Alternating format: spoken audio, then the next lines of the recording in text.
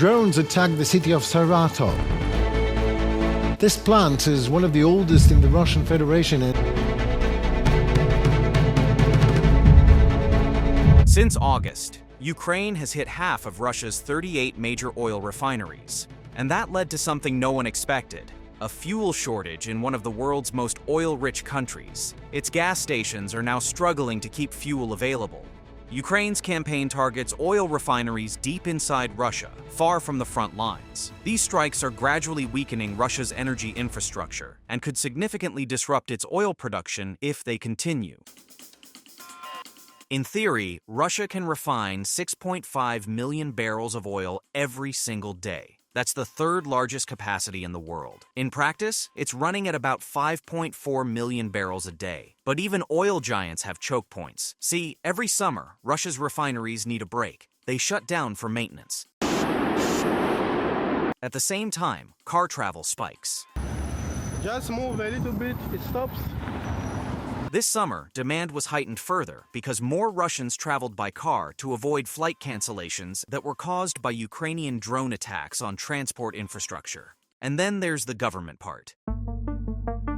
To keep fuel prices steady, Moscow uses something called the price damper. Think of it like a shock absorber. When prices fall too low, the government pays oil companies a bit extra to keep things balanced. But war is expensive. As the Kremlin's military spending goes up, those subsidies start to dry up, and that's where things really start to break.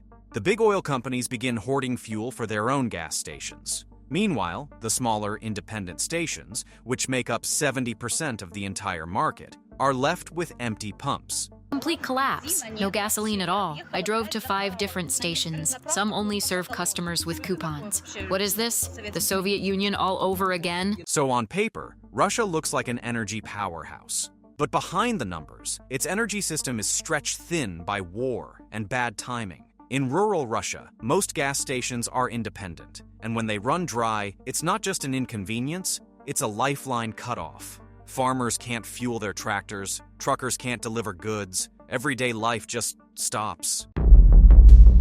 In 2023 and 2024, Ukraine rarely attempted to target energy infrastructure deep inside Russia, and when it did not target the same refinery repeatedly. Throughout this period, only a few refineries within 250 miles of Ukrainian-controlled territory were hit regularly. Now, Ukrainian strikes can reach over 1,360 miles away, as far as Tyumen in Siberia. Take the Volgograd refinery, one of Russia's biggest, capable of refining 300,000 barrels a day.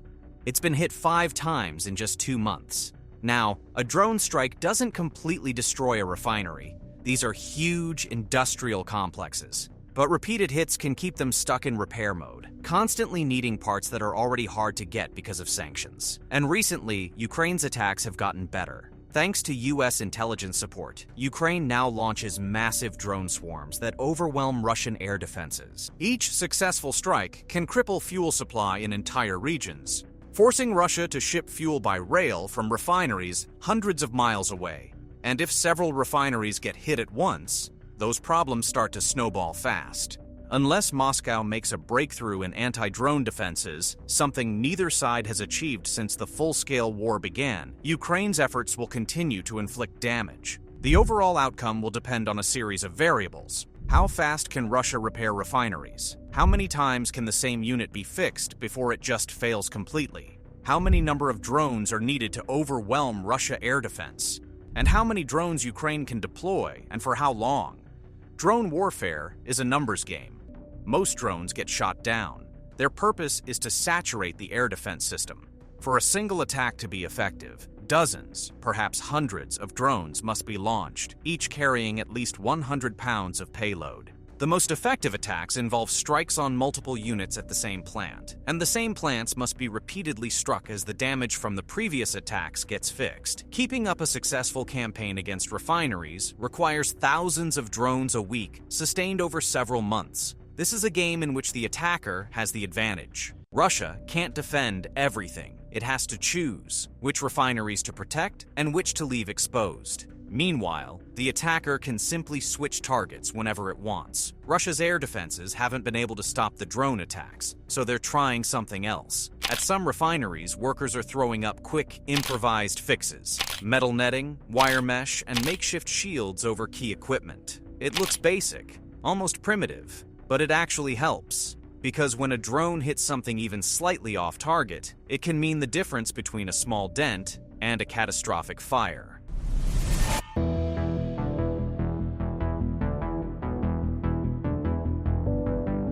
Ironically, Ukraine learned this strategy from Russia itself. Since the early days of the war, Russia has been bombing Ukraine's own energy infrastructure, cutting power, freezing cities, and breaking morale. In 2023 and 2024, Ukraine was barely keeping its grid alive under constant attack. Now, the tables have turned. Ukraine's message is simple: if you can hit our energy system, we can hit yours. Back in March, President Zelensky tried to convince Russia to stop bombing energy sites. Basically, a truce to protect power grids and refineries on both sides. Russia said no. So now, Ukraine's strikes on Russian refineries are both a warning and payback. They're meant to make Russia feel the same kind of pain: the fuel shortages, the repair costs, the constant pressure that Ukraine has lived with for years. In theory, this could push both sides toward an unspoken deal. Like, you stop hitting ours, we stop hitting yours.